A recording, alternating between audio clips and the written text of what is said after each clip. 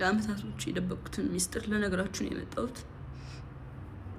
አይኑ ሪሌሽንሺፓችን ድብቅ ነበር፣ ኦፊሻል አላደረግነውም። እሱም የኔ ጥፋት ሊሆን ይችላል፣ አይሆንም ይችላል፣ አላውቅም። ሜቢ አሁን ማወራላችሁ ወሬ ብዙ ወሬ ስላለ ነው። እና ከጆን ዳንኤል ጋር ሪሌሽንሺፕ ውስጥ ነበርኩኝ።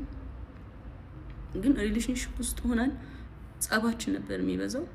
በጣም ነበር የሚያሰቃኝ፣ በጣም ነበር የሚመታኝ፣ በጣም ነበር የሚያስፈራራኝ።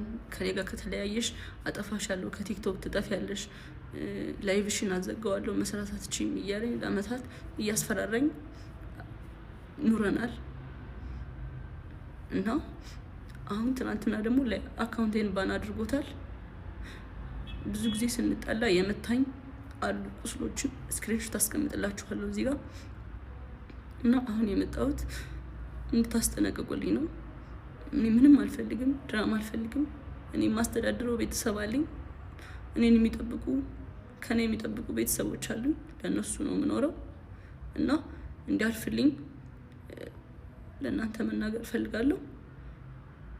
እና አመሰግናለሁ። አካውንቴ ባን ሆኗል። ከዚህ በፊት ዋርኒንግም ኑሮ አያውቅም፣ ታውቃላችሁ። አሁን ትናንትና ማታ 9 ሰዓት ላይ ነው የተዘጋው። ምንም አድርጌ አይደለም። እና ከአመታት በፊትም ላይቬን ሁሌ ነበር የሚያዘጋብኝ። ይሄ ማስረጃ አለ። ቲክቶክ ላይ ብዙ የሚያውቁኝ ሰዎች አሉ፣ እነሱም ያውቃሉ።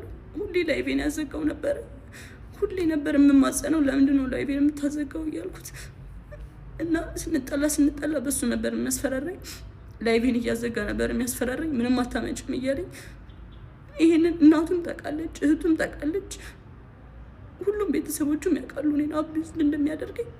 እና አሁን የመጣሁት በቃ እንዲጠነቀቅልኝ፣ እንዲያርፍልኝ፣ እንድታሳርፉልኝ ነው። አመሰግናለሁ።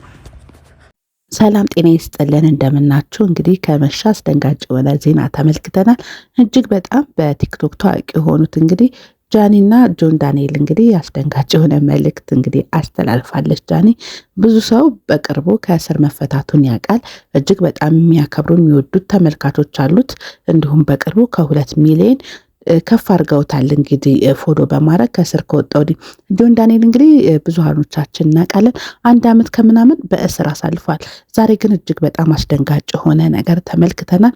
እንግዲህ ብዙሃኖቻችን የምናውቃቸው ጆን ዳንኤልና ጃኒ ማለት ነው አብረው የፍቅር ህይወት እንዳልነበራቸው ነበር የምናውቀው።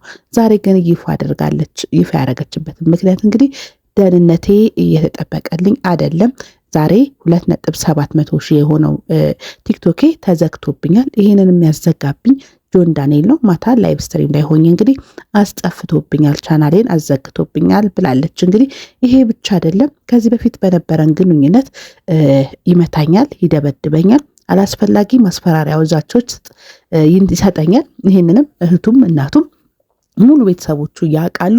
ዛሬ ግን ድራማ በቃኝ፣ ድራማውን እንግዲህ ይፋ አውጥቻለሁ ስትል ተናግራለች። እንግዲህ ብዙሃኖቻችን የምናደንቃት እንዲሁም በቅርብ ጊዜ ከታዋቂው ቲክቶከር አዶኒ ጋር የፍቅር ህይወት የጀመረችው ጃኒ እንግዲህ ጆን ዳንኤል በመታሰሩ ሰላም አግኝታ እንደነበረ ይታወቃል።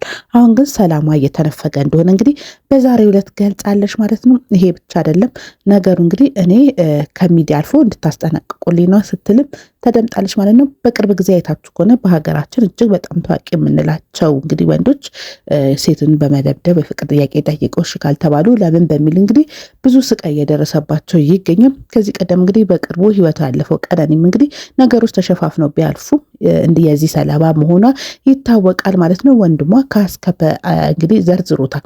ዛሬም እንግዲህ ጆን ዳንኤል እና ጃኒ እንግዲህ አላስፈላጊ ነገር ውስጥ ገብተዋል ብዬ አስባለሁ። እንግዲህ ጃኒ ሴትነቷን እምቢ በማለቷ ነገሮችን ወደ ሚዲያ እንደሚያመጣውና ቻናሏን አደጋ እንደሚፈጥር በተደጋጋሚ ዝቶብኝ ነበርና ይሄ ነገር ደግሞ ዛሬ ላይ አድርጎብኛል ስትል ተነግራለች። እንግዲህ ሁለተኛ ቻናሏን 1 ሚሊዮን ሊገባ 800 ምናምን ሺህ የደረሰ ነው። በዛ ላይ እንግዲህ ይፋ የሆነ ነገር ተናግራለች ማለት ነው። እባካችሁ እርዱኝ፣ ከዚህ ነገር አስወጡኝ። እኔ ቤተሰብ አለኝ፣ የምመራው ቤተሰብ አለ፣ እኔን የሚጠብቁ ቤተሰቦች አሉኝ።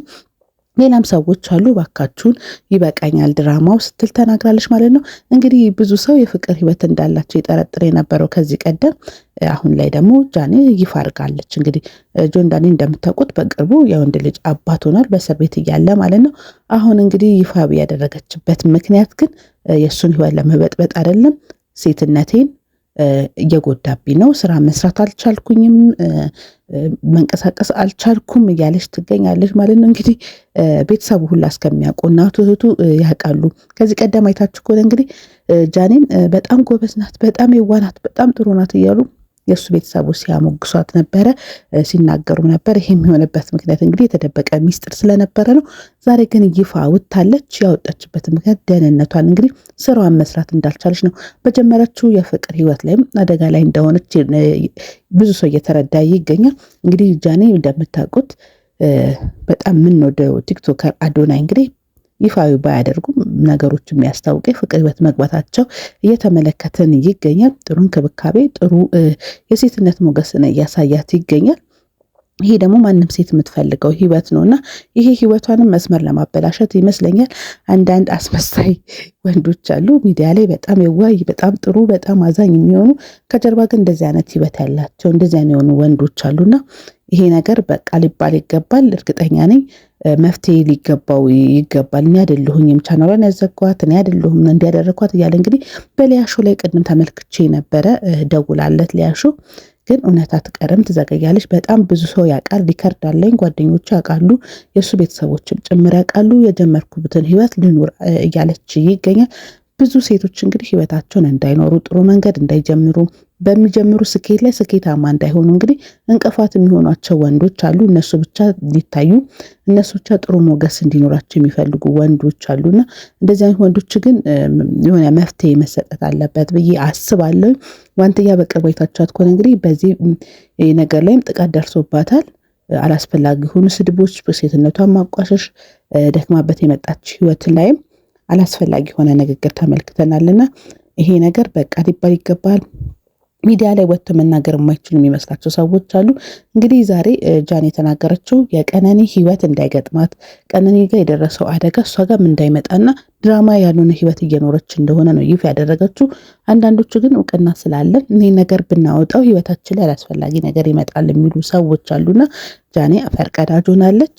ብዙ ሰው ይሄን ነገር ማውጣት አለበት። ጆን ዳንኤል ግን ብዙሃኖቻችሁ መፍትሄ ሊሰጡት ይገባል። አድናቂዎቹ፣ ቤተሰቦቹ፣ ወዳጆቹ ተው ሊሉት ይገባል ብዬ አስባለሁኝ።